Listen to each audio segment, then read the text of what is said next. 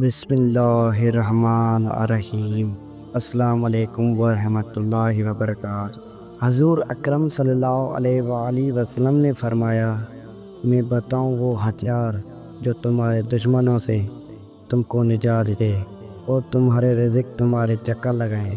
پھر فرمایا، اپنے رب کو دن اور رات پکارو، کیونکہ مومن کا ہتھیار دعا ہے۔ رسول اکرم صلی اللہ علیہ وآلہ وسلم نے فرمایا، دعا مومن کا ہتھیار ہے اور دین کا ستون ہے اور آسمان و زمین کا نور ہے۔